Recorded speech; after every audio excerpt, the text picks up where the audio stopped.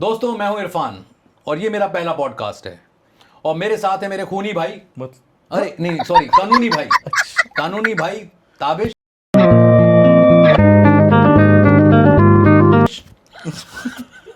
तो ये मेरे कानूनी भाई हैं, मेरे साले हैं और ये आज मेरे साथ इस स्टूडियो में हैं और आज हम इनसे बात करेंगे इनकी ज़िंदगी में चल रही है घटना की। अब उसे घटना कहें या दुर्घटना, इसमें मैं आप पे छोड़ता हूं। तो घटना क्या है कि इन्हें हुई बड़ी मोहब्बत, एक मोहब्बत हुई और उस मोहब्बत के चलते करी इन्होंने शादी और शादी के कुछ ही महीने यानी कुछ साल, कितने 2 साल के बाद आज 1 साल बाद एक शादी के 2 साल हुए हैं इनको कंप्लीट। exactly. और शादी के 2 साल बाद आज ये नौबत आ गई है कि तलाक तक की बात आ गई है। तो अब हम इस वीडियो में जानेंगे कि ऐसा क्यों हो रहा है आजकल कि शादियां टिक नहीं पा रही हैं, शादियां इतनी जल्दी ख़त्म हो रही हैं। तो इस पे हम थोड़ा सा इनसे बात करते हुए ये समझने की कोशिश करेंगे कि ऐसा क्यों हो रहा है। तो मेरे साथ हैं मेरे कानूनी भाई ताबिश। तो ताबिश जी, ये शुरुआत मोहब्बत की आपकी कैसे हुई, मैं ये जानना चाहूँगा। पहले तो मैं आपका शुक्रिया कहना चाहूँगा कि आपने मुझे मौका दिया यहाँ बोलने का और खूनी भाई कहने नहीं कानूनी भाई वही जवाब खूनी कानूनी नहीं है, थोड़ा सा लगता। हाँ, मतलब मैं इस बाद में समझा इस बात को। हाँ। वो शुरू में मैं समझ नहीं पाया, अब मैं समझ गया मैं कानूनी भाई हूँ। चलिए बहुत बढ़िया। हाँ, तो बस क्या आपका क्वेश्चन क्या था? मैं तो आप दोबारा मैं ये जानना चाह रहा था कि देखिए आपकी शादी के बारे में जो आपने अभी तक बताया मुझे और जो मैंने देखा भी है कि बहुत कम समय के लिए आपकी शादी चली, लगभग 7-8 महीने के आसपास चली और उसके बाद 1-1.25 साल में आपकी ऐसी सिचुएशन आ गई है कि आपका डिवोर्स तक की बात आ गई है। तो मैं ये जानना चाह रहा था आपसे कि ऐसा क्या हुआ, जैसे आपने जो शादी करी थी वो आपकी लव मैरिज थी आई गेस? हाँ, लव मैरिज थी और लव को अरेंज किया गया, ऐसे ही कुछ है? हाँ, ऐसे ही है बिल्कुल। तो मैं ये जानना चाह रहा था कि ये जो लव मैरिज थी, इतनी कम समय में ये लव ख़त्म कैसे हो गया कि आज नौबत तलाक तक की आ गई है? या ये तो मैं अपने आप से ही पूछता हूँ, ये चीज़ें कैसे हुई, क्यों हुई, कहाँ मैं लैग कर गया, कहाँ ये हमारा रिलेशन जो था मेरे साथ मेरी बीवी का वो लैग हुआ, मुझे समझ में नहीं आता, आज भी नहीं समझ में आता। लेकिन हाँ, बहुत सारी चीज़ें अब क्लियर होती चली आ रही हैं क्योंकि अब जैसे जैसे मेरे पे जो चीज़ें आई हैं, बर्डन्स आए हैं, उसके जो एलिगेशंस उसने मुझे पे लगाए हैं, उसके बाद मुझे अब क्लियर होता है कि कहाँ से कहाँ शुरू हुई थी, कहाँ चीज़ें शुरू हुई थी और कहाँ ख़त्म हो रही हैं, तो मुझे अब समझ में आता है। लेकिन आप ये पूछना चाहें कि कहाँ आपका ख़त्म हुआ था, कैसे शुरू हुआ? भाई तो इस वीडियो में हम यही जानने की कोशिश कर रहे हैं कि शादियां चल क्यों नहीं पा रही। हाँ। भाई हम यही इतनी कम दायरे में जो शादी, इतना कम वक्त में जो शादियां ख़त्म हो रही हैं। भाई अरेंज मैरिज में समझ में आता है, भाई अगर मैं वैसे बात करूं कि अरेंज मैरिज में हमें समझ में आता है कि भाई आप पहले से उस शख्स को जानते हैं, आपके ख्यालात तो कम से कम मिल ही चुके होंगे। बिल्कुल, आप सही, आप जो कह रहे हैं मतलब फीलिंग्स आपकी जनरेट हो चुकी होंगी, एक दूसरे से बात करते बात आप कह रहे हैं बिल्कुल सही है कि फीलिंग्स मिलती थी और तभी जब हम तभी शादी के लिए सोचते हैं। ऐसे थोड़ी ना होता है कि मैंने उससे कई टाइम तक 1-2 साल 2 ढाई 3 साल तक मेरा रिलेशन चला, उससे मैंने बात करी, उसके बाद जाके मुझे समझ में आया कि हाँ, मैं इतना स्टेबल हूँ और मैं इतना इमोशनली स्ट्रांग हूँ कि मैं उसे हैंडल कर सकता हूँ शादी को। तो मैंने लेट भी शादी इसलिए इसी वजह से करी थी क्योंकि मुझे इमोशनली स्ट्रांग। किस उम्र में आपने शादी करी? मैंने 33 एज थी मेरी और उसकी 37 एज थी जहाँ तक है। हाँ बिल्कुल, उसकी अच्छा। मेरे से बड़ी थी वो। लेकिन प्यार में ये सब नहीं देखा जाता है, जैसा आप जानते हैं। वो तो मैं भी समझता हूँ। इतने एज फैक्टर मेरे लिए कोई बड़ी चीज़ नहीं है। Age is just the number. Age is just the number, और ये कहने वाली बात भी है। नहीं सही बात। हर बात मतलब होना चाहिए, मतलब मुझे अब लगता है कि सेम एज में होनी शादी, 1-2 साल का कोई डिफरेंस कोई बात नहीं है, लेकिन सेम एज में शादी होनी ज़रूरी है और लड़की का छोटा होना ज़रूरी है, मुझे ऐसा लगता है। ऐसा क्यों? ना समझ हो इसलिए? नहीं, ना समझ नहीं। आपकी मैच्योरिटी हमेशा लड़की की मैच्योरिटी से ऊपर होनी चाहिए। लड़की मैच्योर होनी चाहिए, लेकिन आपकी मैच्योरिटी लड़की की मैच्योरिटी के लेवल से ऊपर होनी चाहिए।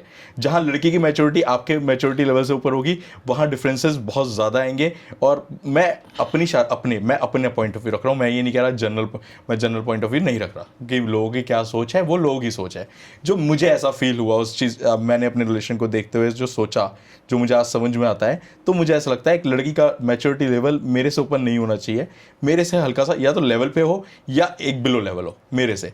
मैच्योरिटी लेवल मुझे जो फील होता है। भाई मैच्योरिटी लेवल के लिए एज तो कभी भी नहीं, ऐसा नहीं age आती। matter नहीं करती। कभी कभार हमने देखा है बहुत कम उम्र के लोग बहुत ज्यादा मैच्योर होते हैं और वो बहुत बड़े बड़े जो एजिड भी हैं वो उनमें आज तक मैच्योरिटी नहीं आई है। तो इसको आप एज से नहीं डिफाइन कर सकते। नहीं, एज से डिफाइन नहीं कर सकते, इसे एक्सपीरियंस से डिफाइन किया जाता है। हाँ, एग्जैक्टली, experience से इसे define एक्सपीरियंस से डिफाइन किया जाता है। तो मुझे नहीं पता, मैं 1-2 साल के अंदर उसके साथ रिलेशनशिप में रहा हूँ, मुझे नहीं पता उसका क्या एक्सपीरियंसेस थे और मुझे नहीं पता वो किस तरीके से घर पे रहा करती थी, क्या उसके वो कैसे बिहेव किया करती थी। जहाँ तक मैं उससे फ़ोन पे बात करता था और मैं कभी कभार जब उससे मिलने जाता था, she was totally normal with me.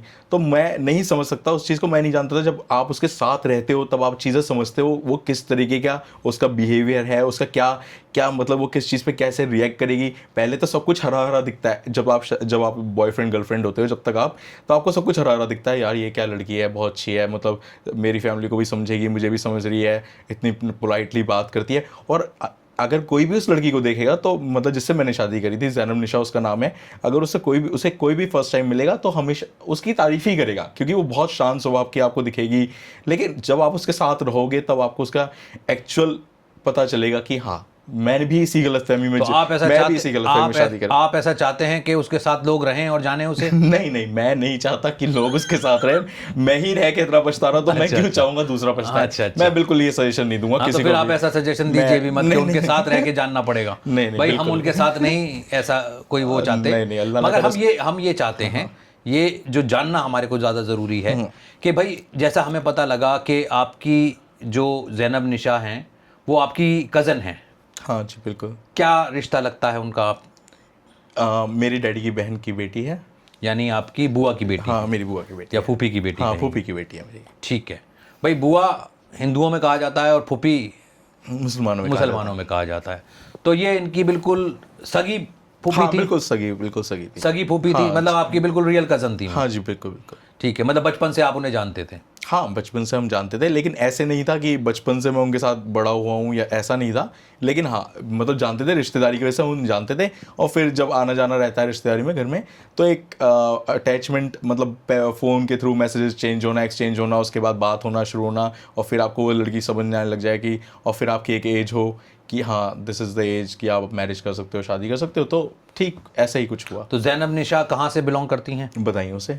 और आप कहाँ से बिलोंग करते हैं? गाज़ियाबाद से। और गाज़ियाबाद और बदायूं का डिफरेंस तो मेरे ख्याल से 200-250 किलोमीटर का है। फिर इतनी दूर आपकी रिश्तेदारी क्यों है? मेरे डैडी और मम्मी बदायूं से बिलोंग करते थे। अच्छा, आपके हाँ, डैडी और उसके- मम्मी हाँ, बदायूं से थे। जी। क्या करते थे आपके फादर? मेरे डैडी इनकम टैक्स कमिश्नर थे, अब रिटायर्ड थे, लेकिन अच्छा, रिटायर्ड हो गए थे। जी, लेकिन 29 मार्च को, अभी फिलहाल में ही 29 मार्च को उनका वफात हो गई। अच्छा, तो वो हमारे भाई बीच सुन में के नहीं बहुत है। अफसोस हुआ। मैं ये और जानना चाहूँगा आपसे कि बिल्कुल रियल कज़न्स थे आप, आपके फादर वहाँ बदायूं से ही बिलोंग करते थे, इनकम टैक्स में रहे तो उनके ट्रांसफ़र्स होते रहे शायद, तो इसी वजह से वो गाज़ियाबाद बच गए। हाँ, मेरे डैडी के कई जगह ट्रांसफ़र हुए हैं, लाइक देहरादून, सहारनपुर वगैरह। तो हम कभी फिर आपका गाज़ियाबाद आ गए। बदायूं रहना हुआ? बदायूं मेरा तो नहीं रहा, मैं तो नहीं रहा हूँ। मतलब हाँ, शादी के बाद आपके फादर का या जॉब नहीं लगने नहीं, के बाद? कभी नहीं बदायूं रहा। वापस आप आना कभी जाना हुआ है, बस आना ऐसे। जाना, बस हाँ, रिश्तेदारियों में आना जाना हाँ, जी, हुआ। बिल्कुल। और इसी रिश्तेदारियों में आते जाते आपका ये लव हो गया? हाँ, कह सकते हैं, मतलब इसी तरीके से कुछ। ठीक। तो आपने पूरा एनसीआर छोड़ के यहाँ आप जो जॉब कर रहे थे, यहाँ क्या जॉब करते थे आप? मैं यहाँ पे जॉब करता था, उसमें यूएस मेडिकल फील्ड में था, मेडिकल बिलिंग में, वहाँ पे जॉब करता था। कॉल सेंटर में जॉब? कॉल सेंटर नहीं था, एक्चुअली एआर सर्विस थी। कॉल सेंटर अच्छा, एआर सर्विसेज में, मतलब आईटी फील्ड में आप? आईटी फील्ड में। ठीक है, नोएडा में। तो आपको यहाँ आसपास कोई ऐसी लड़की नहीं मिली, या आप उनकी मॉडर्न सोच से घबरा गए और आपने सोचा कि गांव से एक लड़की ले आऊँ? बदायूं ऐसे शहर है, मैं माफ़ी चाहूँगा बदायूं वालों से, मगर गाज़ियाबाद और दिल्ली के हिसाब से अगर वो कहेंगे तो बहुत आउटस्कर्ट्स एरियाज़ हो जाता है, रिमोट एरिया हो जाता है। तो वहाँ से शादी करने की आपने सोची अपने रिश्तेदारी में, क्या वजह रही इसकी? ये क्वेश्चन जो है आपका ही नहीं है, मतलब जितने भी मेरे जान हाँ, पहचान में बिल्कुल, सब ये बिल्कुल बट सब ऑब्वियस हो जाता है ये पूछना। बट ऑब्वियस हो जाता है क्योंकि मेरी जो बचपन से सोच रही है थोड़ी मॉडर्न भी रही है, लेकिन मैंने शादी ऐसी जगह करी, मेरे फ्रेंड्स जो मुझे जानते हैं जैसे आप मुझे जानते हो, तो जो लोग मुझे जानते हैं वो जानते हैं कि मैं मॉडर्न सोच कर रहा हूँ हमेशा, और मैं कभी कंजर्वेटिव नहीं था। और तब भी मैंने ऐसे छोटे शहर में शादी करी। हाँ, शहर गाँव नहीं है लेकिन छोटा शहर है, मैं मानता हूँ गाज़ियाबाद के, अगर आप गाज़ियाबाद से कंपेयर करोगे तो छोटा शहर है बिल्कुल ऑब्वियसली, क्योंकि वहाँ पर कोई डेवलपमेंट नहीं है। तो हाँ, लेकिन अब इसमें मैं क्या सोचता हूँ, मेरी सोच थोड़ी सी अलग थी।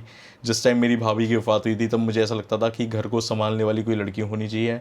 तो मुझे ऐसा फील होता था कि इसकी माँ मेरी माँ से इतना प्यार करती है, मतलब इतनी इज्जत करती है, इतनी मतलब रिस्पेक्ट देती है। आपके बात से मैं ये कहूँ कि आपको लगता है कि शहर की लड़कियां घर संभालने वाली नहीं होती? नहीं, मैंने ऐसा नहीं कहा, मैंने बिल्कुल भी ऐसा नहीं कहा।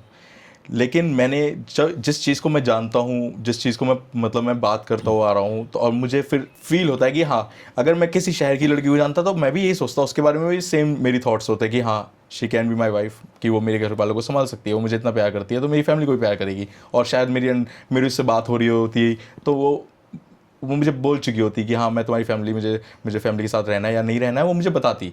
तो उसी हिसाब से मैं उससे भी शादी कर सकता था। लेकिन अब यहाँ मेरा इसके साथ अफेयर ऑलरेडी चल रहा था, तो मैंने इससे शादी कर ली। लेकिन रीज़न यही था कि हाँ, ये घर की है, पढ़ी लिखी है, बीएससी कर रखा है फिजिक्स में, तो बहुत सारी चीज़ें थी। तो मैंने ये सब सोचा कि हाँ, एक पढ़ी लिखी लड़की और घरेलू भी है, मतलब फैमिली संभालने वाली, फैमिली ओरिएंटेड लड़की है, फैमिली ओरिएंटेड लड़की है। तो मैंने इस हिसाब से शादी आपको लगा कि आपके माँ बापों के साथ हाँ, आराम से एडजस्ट हो पाएगी? हाँ, एडजस्ट हो पाएगी क्योंकि फैमिली मेंबर है, फैमिली मेंबर है भाई, कोई भी बाहर से लड़की आएगी उसे इतना आसान नहीं होगा। तुम्हारे फादर उसके मामा लगे, बिल्कुल, तो मामा के ये साथ रिस्पेक्ट ही अलग होती हाँ, है, ये रिस्पेक्ट ही अलग होती है। हाँ। नहीं, मुझे ये भी पता है कि बदायूं में आपके फादर की बहुत इज्जत थी। हाँ, बिल्कुल है, और अभी हर भी है, शख्स, हाँ आज भी बिल्कुल, है, आज भी बहुत इज्जत है और बहुत मान सम्मान मिला उनको वहाँ पे। जी बिल्कुल। तो एक सवाल और आता है, फिर ऐसा क्या हुआ शादी के बाद? मतलब शादी के बाद कोई आपकी लड़ाई हुई, क्या हुआ, कितने दिन आपकी शादी चली? शादी मेरी 2 साल, मतलब मेरी 2023 5 अक्टूबर को शादी हुई थी। तो 2005 अक्टूबर में? अक्टूबर में, 2005 नहीं, 2023। अच्छा, 2023 के 5 में, 5 5 अक्टूबर को, या ओ सॉरी 5 अक्टूबर, सॉरी 5 अक्टूबर 2025 को, 23 को आपकी शादी हुई। जी बिल्कुल। और अब लगभग 2.25 साल हो चुके हैं। 2.25 साल हो चुके हैं, जिसमें 1.25 साल वो ऑलरेडी अपने घर पे रह रही है। और मैंने कई बार कोशिश करी उसके घर वालों से बात करने की, वापस आ जाए, लेकिन उसके घर वाले नहीं समझ रहे हैं। अच्छा, 1.25 साल से वो अपने घर रह रही है? हाँ, 1.25 साल से अपने घर रह रही है। और घर जाने से पहले कोई आपके बीच में तकरार हुई, किसी तरह की कोई बात? नहीं, मेरे बीच में कोई टकरार नहीं हुई। और मुझे पता, ऐसी फीलिंग भी नहीं थी कि हाँ, कि कुछ होगा कि वो घर चली जाएगी। मैंने नहीं सोचा था कि ऐसा, मतलब घर से वापस ही नहीं आएगी, घर जाके वापस ही नहीं आएगी। अपने भाई के साथ गई थी और उसके बाद वापस। तो लगभग जब शादी के कितने महीने तक वो यहाँ रही आपके साथ? मेरे साल वो साल रही होगी, 1 साल रही होगी, ज़्यादा नहीं, 1 साल भी नहीं रही होगी, 9 महीने रही होगी। उसमें भी घर आना जाना रहता था, 15 दिन के लिए घर चली गई है, मतलब, और बीच में 3-4 बार घर गई होगी उसमें भी। और मतलब 9 महीने में भी आना जाना लगा रहा? बिल्कुल बिल्कुल। तो आप ही लेके जाते थे या अपने आप जाती थी? नहीं, जाती अपने आप थी और लेने में जाता था हमेशा। अच्छा, अपने भाई के साथ जाती थी, उसे लेने आता था उसका भाई, और उसके बाद मैं लेने जाता था। ठीक है। तो इसमें और ये थोड़ा सा, अगर हम इस पे और थोड़ा सा गौर करें, क्योंकि देखिए हम दोस्तों हम एक तरफा कहानी सुन रहे हैं, तो एक तरफा कहानी में पता है क्या होता है कि हमें बड़ा मुश्किल हो जाता है ये जान पाना, क्योंकि हर आदमी अपनी स्टोरी को अपने हिसाब से बयां कर रहा होता है। फिलहाल हमारे पास ताबिश है, इसलिए हम इस बात को ताबिश से कर रहे हैं। तो ताबिश भाई, ये बताएं कि क्या ऐसी वजह रही, मतलब जैसे मेरे को सुनने में आता है कि आपने तो उसको बहुत मोहब्बत दी, आपकी मोहब्बत के आपके दोस्तों में भी किस्से हो गए कि लगभग 8-9 महीने में आपने 3 हनीमून प्लान कर लिए थे। तो आप कह रहे हैं कि वो 9 महीने आपके घर रहीं और 9 महीने में वो अपने घर भी आती जाती रहीं, और जिसमें मुझे जो पता चला और जो मुझे पता है भी कि 3 बार आप एक हफ्ते के लिए घूमने गए। पता नहीं, मेरे लिए तो नॉर्मल है क्योंकि मैं इस तरीके का इंसान हूँ, मुझे घूमना पसंद है। तो ऑब्वियसली मेरी वाइफ है तो मेरे साथ है, तो पहले मैं अपने दोस्तों के साथ अकेला घूमता था, उनके साथ। जब अब मेरी शादी हो गई तो ऑब्वियसली मैं अपनी वाइफ को लेकर साथ में जाऊँगा। मेरे लिए नॉर्मल है, मुझे ऐसा लगता है। और वैसे भी मुझे ऐसा लगता है कि अगर आपकी किसी से शादी हुई है तो आपकी रिस्पॉन्सिबिलिटी भी बनती है, अगर आप कहीं जा रहे हो घूमने तो उसको साथ ले चलो, उसे उतनी मोहब्बत देनी ही चाहिए। मुझे ऐसा नहीं लगता कुछ मैंने एक्स्ट्रॉर्डिनरी करा उस टाइम पे, जो मुझे लगता है वो सब कुछ नॉर्मल है। एक हस्बैंड अगर अपनी वाइफ को प्यार करता है तो वही सब करेगा, तो मुझे ऐसा फील होता है। मैं नहीं कह रहा कि हर कोई करेगा। तो आप अकेले घूमने गए थे या अपने दोस्तों के नहीं, मैं साथ? हमेशा अपने, मेरा जो भी होता था, मेरा हमेशा फ्रेंड ग्रुप होता था जब भी हम प्लान बनाते थे, क्योंकि तो मेरा आपके दोस्त भी आपकी तरह घूमने वाले बहुत हैं? हाँ, उनकी वाइफ भी साथ में जाती थी, तो हम रूम सबके अपने पर्सनल होते थे ऑब्वियसली, लेकिन हाँ हम सब साथ में घूमने जाते थे। हाँ, एक बार हुआ था जब फर्स्ट टाइम मेरा हनीमून था, तो उसमें सिर्फ मेरा एक सिंगल फ्रेंड और उसकी वाइफ गई थी और मैं गया था बस। अच्छा। हाँ, रिजॉर्ट में ही रुके थे, तो हम ऐसे मतलब मैं होटल में रुकना को प्रेफर नहीं करता अगर मैं किसी लड़की मतलब अपनी वाइफ के साथ तो जा रहा हूँ। आपकी वाइफ जो जैनब हैं, उन्हें क्या ये घूमना पसंद था या नहीं था? हो सकता है उनको ये ज्यादा हो गया हो नहीं कि भाई इतना घुमा रहे हो, ऐसे कोई घुमाना होता है कोई? नहीं ऐसा मैं नहीं है। दोस्तों ऐसा मैं पूछ सकता हूँ? नहीं, देखो मुझे सवाल है, कुछ भी पूछा जा सकता है। हाँ, बिल्कुल, तो सवाल क्या तो कुछ भी उनको पूछा ये जा बात नागवार गुजर गई कि इतना ज्यादा क्यों घुमा रहा है ये शख्स मुझे? नहीं, उन्होंने कभी मुझसे, उसने मुझे कभी ऐसा नहीं बोला कि मुझे तुम घुमाने नहीं ले जा, मतलब घुमाने क्यों इतना ले जा रहे हो, ऐसा कभी नहीं बोला। लेकिन हाँ, हमेशा जब भी हम घूमने गए तो कुछ ना कुछ ऐसा इंसिडेंट हुआ, तो मुझे बहुत वापस आते टाइम मुझे बहुत बुरा फील हुआ। ऐसा मेरा मूड खराब ऐसा कोई इंसिडेंट आप जो शेयर कर सके? शेयर तो मतलब जब हम पहली बार ही जब हम हनीमून पे गए थे, तब हमारे बीच में मतलब बात ख़राब हो गई थी, मतलब बहुत वो गुस्सा हो गई थी, मतलब उनका बिहेवियर अच्छा नहीं रहा था। तो आप अच्छी तो जगह लेके नहीं गए होंगे? नहीं, अच्छा और बुरा मुझे नहीं समझ में आता। अच्छा बुरा क्या होता है, सब अपने अकॉर्डिंग अपने हैसियत के हिसाब से ले जाते हैं। मेरी जितनी हैसियत थी मैं उस हिसाब से घुमा रहा था, किसी की ज़्यादा होगी तो उस हिसाब से घुमाएगा। अब एक्सपेक्टेशंस तो आप कभी किसी की फुलफिल नहीं कर सकते, चाहे कुछ भी कर लो। तो अच्छा, एक्सपेक्टेशंस क्या थी? मुझे ऐसा कुछ लगा आपको कि कुछ ज़्यादा एक्सपेक्टेशंस हैं? नहीं, मुझे कभी उसने ऐसा नहीं बताया कि मेरी एक्सपेक्टेशंस है, मैं यही जानने की इच्छा रह गई, अब तो पूरी भी नहीं हो पाएगी।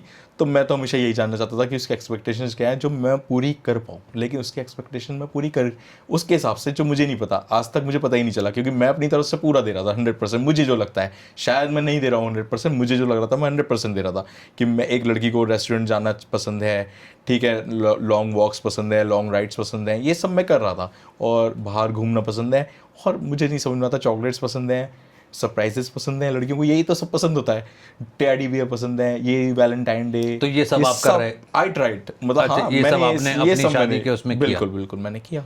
अच्छा, अब मुझे नहीं समझ में आता और क्या चाहिए होता है, बाकी लड़की बता सकती है, कोई देख रही हो तो। दोस्तों ये तो मेरे ख्याल से कोई भी नहीं बता सकता कि एक्चुअली लड़कियों को क्या सेटिस्फाई कर सकता है। लड़कियां खुद एक रहस्यमय पहेली बन के रह गई हैं कि इन्हें कैसे सेटिस्फाई किया जाए, क्योंकि जितना मैं ताबिश को जानता हूँ और मैंने जितना देखा है कि बहुत मोहब्बत करने वाला लड़का, और इसने अपनी वाइफ को भी बहुत मोहब्बत दी, 8-9 महीने में मेरे ख्याल से इतनी ज़्यादा दे दी कि शायद उसको बर्दाश्त नहीं हुआ और ये जाने के बाद वो वापस नहीं आई कि ये घुमा घुमा के कीन नहीं मार देगा, ऐसा कुछ फील रहा होगा।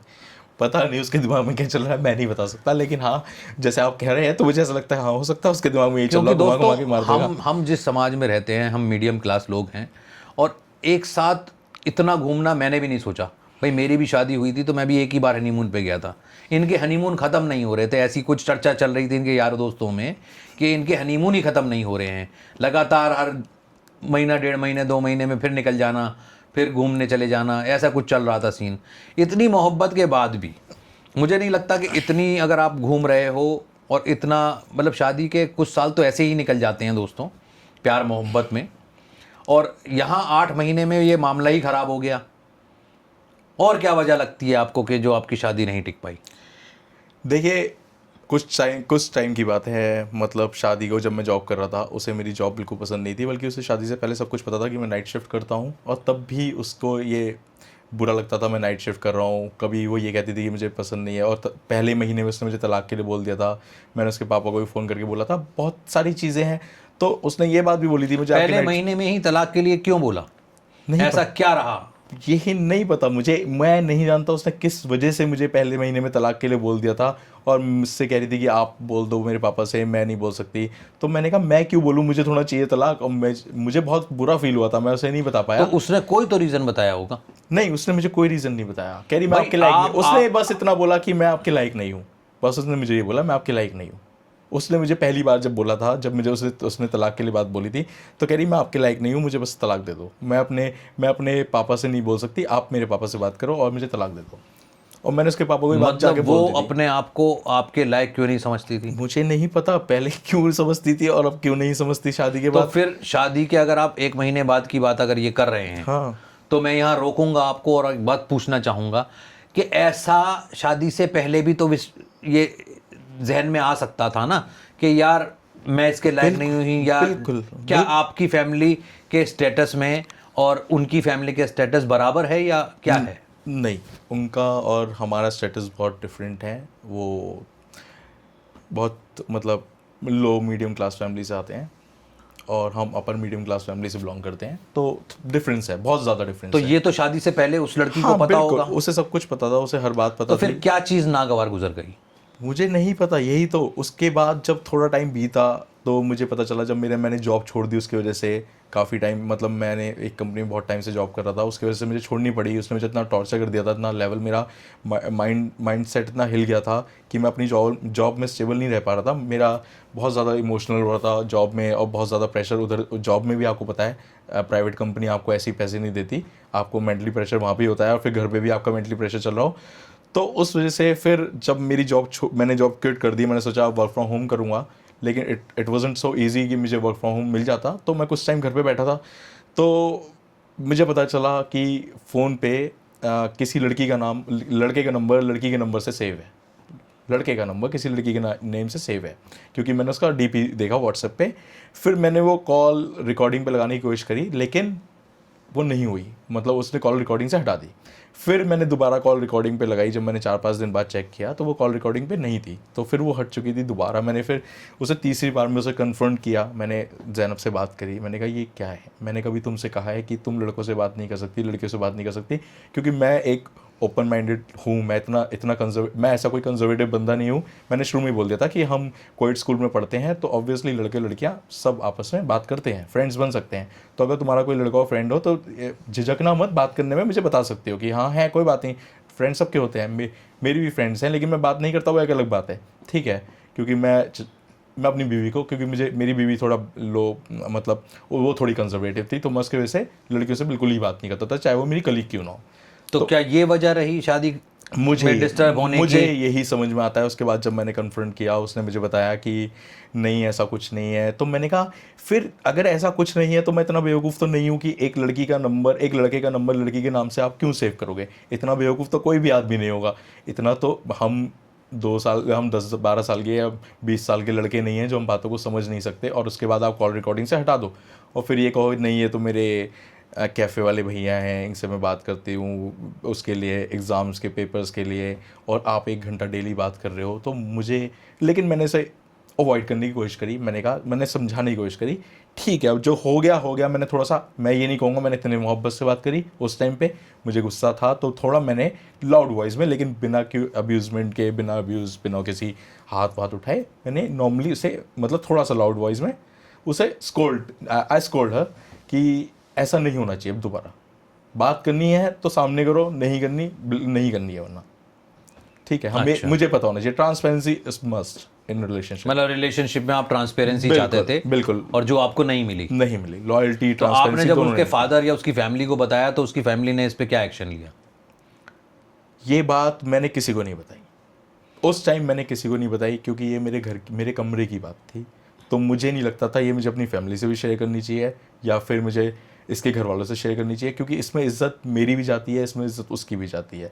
मैंने ना अपने फ्रेंड से शेयर करी, किसी से तो भी शेयर नहीं आपने करी। अपनी वाइफ को जब इस बात के लिए बोला तो उसने इस बात पे क्या जवाब दिया? कुछ नहीं, उसने यही बोला जो मैंने आपको बताया कि वो मेरे भैया हैं, ये हैं, वो है। फिर मैंने मैंने कहा ठीक है, रैप अप, ख़त्म करते हैं इस बात को, अब समझ गई है, अब बात ख़त्म, अब दोबारा नहीं होना चाहिए ये चीज़। फिर ये दोबारा हुआ या ये नहीं? दोबारा जब हुआ, जब हम एक बार मसूरी गए थे, तब इसने मुझे जब हम मसूरी गए थे तब हमारी बात चल रही थी, तब ऐसा हुआ ये कि मैंने फ़ोन चेक किया था उससे थोड़े दिन पहले कि हाँ इसकी बात हो रही है, मतलब तब भी मैंने रिएक्शन नहीं दिया था, दोबारा ये चीज़ हो रही थी।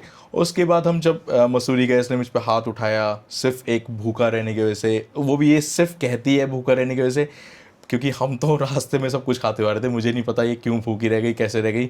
उसका जो रीज़न था हाथ उठाने का, वो अपने घर वालों को यही देती है कि मैं भूखी थी इसलिए मैंने हाथ उठा दिया एक। तो आपने वाकई कुछ ना खिलाया हो? नहीं नहीं, ऐसा कुछ नहीं है, क्योंकि हम सब एक ग्रुप में गए थे, तो सब में जब आप ग्रुप में जाते हैं तो सब एक पॉइंट पे आके कि जब हम रुकते हैं तो वहाँ पे खा रहे हैं, सब एक साथ खाते हैं। ये नहीं कि हम इंडिविजुअल खा रहे हैं, जब हम ग्रुप में होते हैं तो हम एक साथ हर चीज़ करते हैं। तो लास्ट में डिनर ही रह गया था, बस वो डिनर थोड़ा लेट हो गया था, क्योंकि ग्रुप, आपको पता है ग्रुप को मैनेज करना, एक जगह पे लाके बिठाना कि हाँ अब सब खाएंगे, ठीक है अब डिनर टाइम है, इट्स अ डिनर टाइम। तो वो चीज़ मुश्किल थी। तो हाँ, और ग्रुप में एडजस्ट करना पड़ता है। जब आप ग्रुप में होते हैं, आप इंडिविजुअल हो, आप कुछ भी कभी भी कर सकते हो, लेकिन आप ग्रुप में हो तो आपको एडजस्ट करना तो पड़ता है। कहीं इतना तो आपकी ये अच्छी बात बुरी तो नहीं हो गई वाइफ के लिए कि उसे शायद ग्रुप में जाना पसंद ना हो? तो ऐसे तो हर चीज़ मेरी अच्छी बात बुरी लगने लग सकती है। अगर यही बात उसे मेरी अच्छी बुरी लग गई तो फिर तो मैं किसी चीज़ को, किसी भी लड़की को खुश नहीं रख सकता। अगर उसे हर बात मेरी बुरी लगने लग जाए, चाहे मैं अच्छा भी कर रहा हूँ तो फिर ज़ैनब की क्या गलती है, ये कहूँ तो मैं। तो फिर अब आपकी सिचुएशन क्या है? आज की डेट में आपकी क्या सिचुएशन है? आज की डेट में भाई आज आपकी शादी को 2 साल हो गए, आप कह रहे हैं 1.25 साल से ज़ैनब जो आपकी वाइफ हैं वो अपने मायके रह रही हैं। आज ये तलाक तक नौबत जो आपको दिखाई दे रही है, तलाक आप मांग रहे हैं नहीं नहीं, या कौन मांग रहा है? मैं तलाक नहीं मांग रहा, ना मुझे तलाक चाहिए। मुझे तो बिल्कुल, मैं बिल्कुल ये इस चीज़ के ख़िलाफ़ हूँ। तलाक शब्द ही मुझे लगता है गलत है, किसी लड़की के लिए होना भी नहीं चाहिए। कि एक लड़की को तलाक दे रहे हो, बहुत गलत है। मतलब मैं ये नहीं कह रहा कि तलाक नहीं होने चाहिए, मैं ये नहीं कह रहा, लेकिन बहुत गलत चीज़ है तलाक देना, तलाक लेना, मुझे अच्छा नहीं लगता। रिलेशन आपको इतना स्ट्रॉन्ग, पहले से इतना स्ट्रॉन्ग आपको पता होना चाहिए कि आपका तलाक नहीं होगा, इतना तभी उसी लड़की से शादी करनी चाहिए, उस लड़के से शादी करनी चाहिए। यहाँ तक नौबत पहुँचनी नहीं चाहिए, यहाँ तक बात पहुँचनी नहीं चाहिए। अब क्या सिचुएशन है आपकी शादी की? सिचुएशन यही है कि मैं एक बहुत दुविधा में, कह सकते हो, मैं हूँ इस टाइम, बहुत परेशान हालत में हूँ। क्योंकि मुझ पे बहुत इस टाइम भी मेंटली प्रेशर है। इनके घर वाले मुझे कॉल करके धमकाते थे, मतलब अब तो छोड़ दिया है जब से इन्होंने मुझ पे एलिगेशंस डाले हैं कि मैं दहेज मांग रहा हूँ और ये सब कर रहा हूँ। यही जो लड़कियाँ बोलती हैं, मेरे भाई पे इल्ज़ाम लगाना, मेरी मम्मी पे इल्ज़ाम लगाना कि मुझसे बहुत काम कराते थे। मेरे घर में 2 नौकरानियाँ लगी हैं, जैसे आपको भी पता है मेरे घर में 24 घंटे ही मान लो, वो 24 घंटे की नहीं है, बस रात में नहीं होती।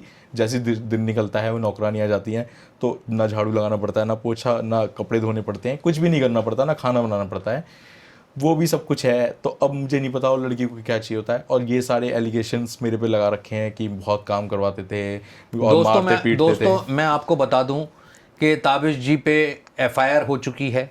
इन्हें महिला थाने बुलाया गया था अभी पीछे 1 महीने पहले, और उस महिला थाने में इनको कॉम्प्रोमाइज़ कराने की कोशिश की गई। तो ताबिश ने, आपने जब कॉम्प्रोमाइज़ किया, कराने की बात हुई, तो आपने क्या कहा कि आप इसको ले जाना चाहते हैं अपनी वाइफ को साथ में या नहीं ले जाना जी चाहते? बिल्कुल, मैंने तो यही कहा था, मैं तो ले जाने के लिए आया हूँ। लेकिन जब हमारी डेट थी, उसमें जब बहुत सारी बातें हुई, बहुत सारी चीज़ें मैम ने समझाई, सचर मैम ने समझाई ज़ैनब को, उसे समझ में भी आ गई थी। और वो हाँ, उसने हाँ बोल भी दी थी। उसके बाद जब सबको बुलाया गया कि अब ले जाने की बात आई है, तो लेकिन बीच में एकदम उसके चाचा ने बोल दिया, उसका भाई भी एग्री कर गया था, उसके पापा भी एग्री कर गए थे, हाँ बोल दिया था कि हाँ ठीक है ले जाओ। और उसके टर्म्स एंड कंडीशंस पे मैंने उसकी कि वो अलग रहना चाहती है, मैंने कहा ठीक है अलग रहना चाहती है, वो भी ओके। उसने कहा कि आप अपनी फैमिली से नहीं मिलोगे, तो मैंने कहा वो भी ओके। आप उसको अलग रखने को तैयार थे? हाँ बिल्कुल, उसने कहा आप अपनी फैमिली से नहीं मिलोगे, ठीक है। मैंने कहा ओके, मैं अपनी फैमिली से नहीं मिलूंगा, मेरा बड़ा भाई संभाल लेगा मेरी माँ को, मैं अपना रिश्ता नहीं ख़राब करना चाहता। एक लड़की की भी ज़िंदगी बर्बाद हो रही है, एक तलाक देता हूँ तो उसमें भी ज़िंदगी बर्बाद होगी लड़की की। तो मैंने कहा ये ठीक है, अब ये जो नया रिश्ता बनाया है उसके साथ वो निभा लेता हूँ, ठीक है। मेरी मम्मी भी एग्री कर गई थी इस बात पे, मेरे भाई भी एग्री कर गया था। तो हमने यही सोचा था कि मैंने सबसे म्यूचुअल हमारा डिसीजन था फैमिली का कि तुम अलग रह लो, तुम दोनों, कोई बात नहीं। तो मैंने उसकी सारी बात पे एग्री कर गया था कि हाँ ठीक है हम अलग रहते हैं, भी अलग रहेंगे। फिर क्या वजह रही कि वो आपके साथ नहीं आई? फिर बीच में उसके चाचा ने एकदम सेकंड डेट मांग ली। सेकंड डेट मांगने के बाद जब हम घर पहुंचे, ठीक है सेकंड डेट मांग ली, हम सेकंड डेट में आ जाएंगे, हमने सोचा कोई बात नहीं सेकंड डेट ले लो। फिर हमने घर पे फ़ोन कर रही है, उनके घर पे फ़ोन किया, लेकिन उन्होंने कोई रिस्पॉन्स नहीं दिया। हमने बहुत कोशिश करी, उसके बाद बस यही हुआ कि हमें पता चला हम पे FIR हो रखी है, मतलब एप्लीकेशन, मतलब वो फाइल हो गया है वहाँ पे कि एलिगेशंस लगाए गए हैं ये सारे जितने भी हैं, भाई पे लगा दिया है, मेरे पे लगा दिया दहेज का 10 लाख का, ये कि गाड़ी मांग रहे हैं, ये सब आपकी एलिगेशंस जब लगाए गए। शादी हुई थी ताबिश जी, तो मैं ये जानना चाहूँगा कि आपने दहेज मांगा था? नहीं, मेरे डैडी ने बिल्कुल दहेज के खिलाफ थे। मेरे डैडी ने साफ बोला था कि आप अपने बिल्कुल कोई कर्जा मत लीजिएगा दहेज लेने के चक्कर में, कि आप ये सोचो कि आप इतने बड़े घर में शादी कर रहे हो तो आप पे प्रेशर है, मेंटली प्रेशर है, दहेज का प्रेशर है, या शादी का, बहुत अच्छी शादी करने का प्रेशर है। मेरे डैडी ने बिल्कुल साफ मना कर दिया था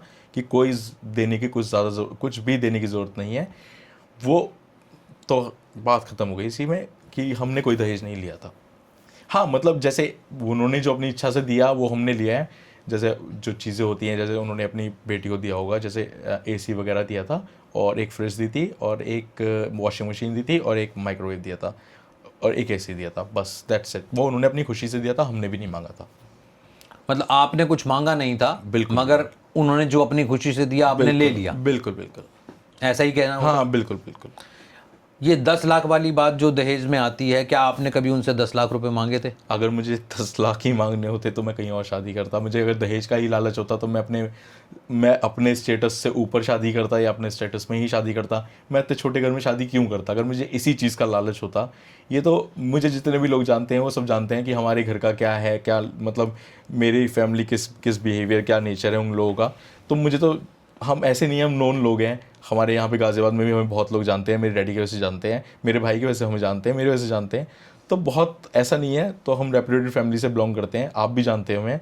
तो हमें इतनी दहेज की कोई ज़रूरत नहीं है, माशाल्लाह, अल्लाह का शुक्र है, सब कुछ दिया हुआ है ऊपर वाले का। दोस्तों, आजकल माहौल कुछ इस तरह का हो गया है कि ज़रूरी नहीं कि सिर्फ लड़का ही हमेशा गलत होगा।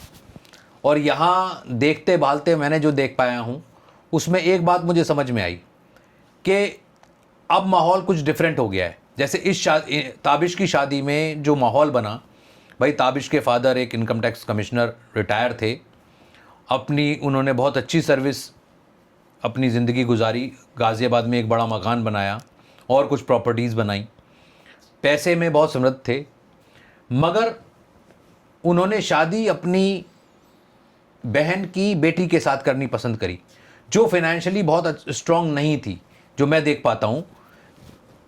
तो उसमें क्या रहा कि लड़की ने 7-8 महीने बाद शादी के वहाँ अपने घर चली गई, वापस आई नहीं।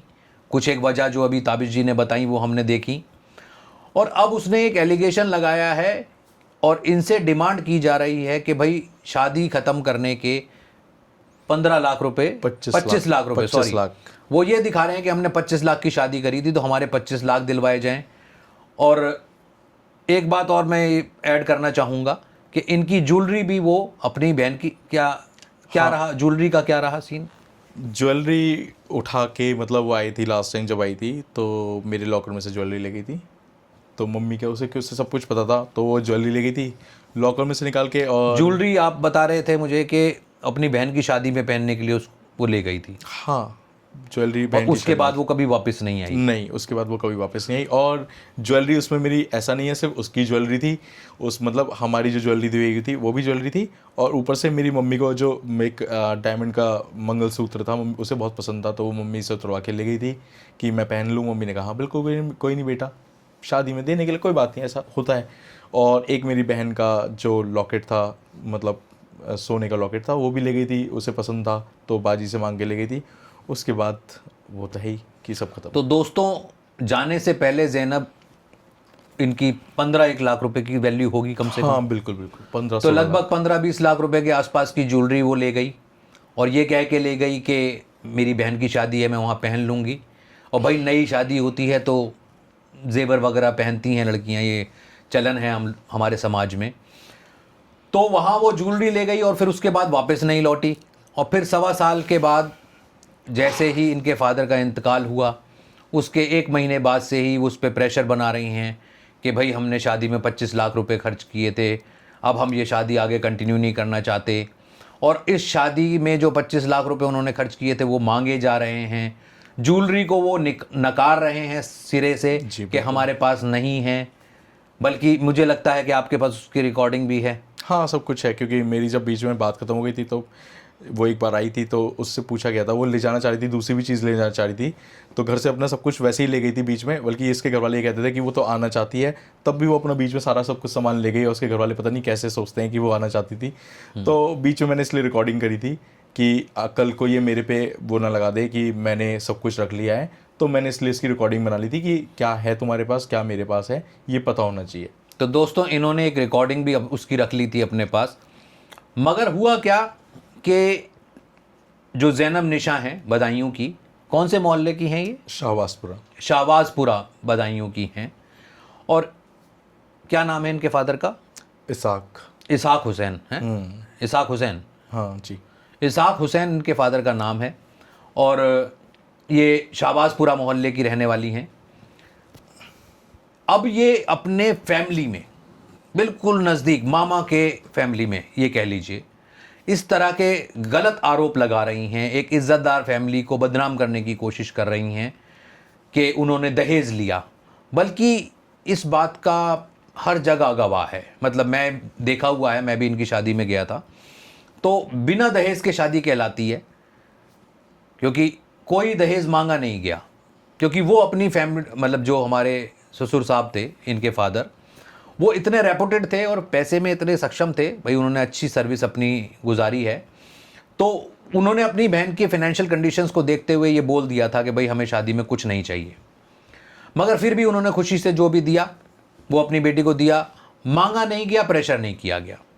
मगर अब उसकी बात को कहा जा रहा है कि भाई 25 लाख रुपए उन्होंने शादी में खर्च किए, जिसकी लिस्ट आ गई है हमारे पास, उसको हम अगली वीडियो में डिस्कस करेंगे। डिस्कस करेंगे। एक वीडियो में हम सारी चीज़ें नहीं डिस्कस कर सकते, बहुत लंबी वीडियो हो जाएगी, पहले ही बहुत लंबी मुझे लगता है हो गई है। तो दोस्तों इसमें क्या सीन रहा कि अब ज़ैनब निशा इनसे 25 लाख रुपए की डिमांड कर रही हैं। 15 लाख इनकी ज्वेलरी, 15-20 लाख रुपए की ज्वेलरी इनकी वो घर से ले गई हैं। जी बिल्कुल। तो अब मैं ये पूछना चाहता हूं कि क्या वाकई ही हमेशा लड़का ही गलत होता है? भाई लड़के पहले गलत हुआ करते थे और आज भी हो सकता है गलत हों, मैं गलत और सही पे नहीं जाऊंगा, मगर जो कानून बनाया गया लड़कियों को सेफ करने के लिए, क्या ऐसा नहीं लगता कि उस कानून का आज की डेट में लड़कियां गलत फ़ायदा उठाने की कोशिश कर रही हैं, लड़कों को प्रेशराइज कर रही हैं, दहेज का मुकदमा दर्ज करवा रही हैं, उनकी पूरी फैमिली को उसमें दबाव बनवा रही हैं और पैसा उगाई का एक तरीका बना रही हैं? भाई 25 लाख रुपए एक गरीब आदमी जो एक लोअर मीडियम क्लास फैमिली का है वो कैसे कर सकता है? और अगर कर भी देगा तो अभी उन्होंने रिसेंट में एक और शादी अपनी बेटी की करी है, तो क्या वो 35 लाख तो की करी? क्या वो उससे भी ज़्यादा करी या उतने की करी? तो 50 लाख रुपए की एक लोअर मिडिल क्लास आदमी इतनी बड़ी शादियां कैसे कर सकता है? उनकी कोई और बेटी भी है? हाँ, एक बेटी और 2 बेटे भी हैं। अच्छा, अभी एक बेटी और 2 बेटे और हैं, तो ऐसे क्या 1-1.5 करोड़ रुपए खर्च करेगा वो अपनी शादियों में? और फिर इतने पैसे खर्च कर रहा है तो कल उसको डिमांड भी करेगा भाई अपने 2 बच्चों के लिए। तो मेरा सवाल ये है कि कानून का कुछ लड़कियां या कुछ लोग गलत फ़ायदा उठाते हैं और उस गलत फ़ायदे के चलते में लोगों का प्यार, शादी से विश्वास उठता चला जा रहा है। मैं देख पा रहा हूं आजकल की जनरेशन शादी के नाम से भाग रही है, लड़कियां भी भाग रही हैं कि भाई हमें शादी नहीं करनी, और आजकल लड़के भी कान पकड़ के बैठे हुए हैं कि भाई हमें शादी नहीं करनी।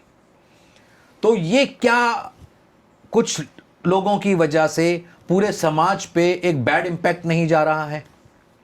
भाई उसके आसपास लोग रह रहे होंगे जो उसे जानते होंगे। भाई मेरी आप लोगों से दरख्वास्त है कि इस वीडियो को बदायूं में इतना सर्कुलेट करें कि उसके फादर को पूछा जाए कि भाई ऐसा आपकी अगर लड़की कर रही है तो आप उसको इस चीज़ में क्यों सपोर्ट कर रहे हैं? भाई अब माँ बाप ही अपनी लड़कियों को नहीं समझाएंगे, भाई ये हमारा लड़का है, हम इसे समझाने को तैयार हैं, हम इसे कह रहे हैं भाई शादी ऐसे ख़त्म नहीं की जाती हैं, शादी ऐसे ख़त्म होनी भी नहीं चाहिए। भाई शादी में अच्छा खासा पैसा खर्च होता है और पूरे दो परिवारों की इज्जत लगी होती है, और उम्र 35-40 साल की उम्र में अब दूसरी शादी तो पॉसिबिलिटी है भी नहीं। भाई अब इतना घबरा जाता है आदमी कि वो एक बार गलती करने के बाद दोबारा कैसे जाए। तो ये तो बहुत मुसीबत वाली बात है कि लड़कों को अब लड़कियां अगर इस तरह से बिहेव करेंगी या लड़के अगर इस तरह से बिहेव करेंगे तो फिर शादियां कहाँ टिक पाएंगी।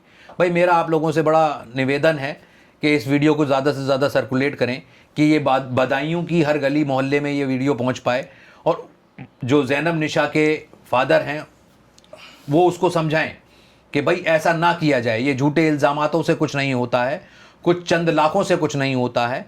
भाई अगर एक रिश्ता बन सकता है तो उसको बनाने की तरफ ज़्यादा रखा जाए, ऐसे रिश्ते ख़त्म करने की तरफ ना जाया जाए। अगली वीडियो में दोस्तों हम मिलेंगे और फिर इस पे और थोड़ी सी चर्चा करेंगे। बहुत शुक्रिया।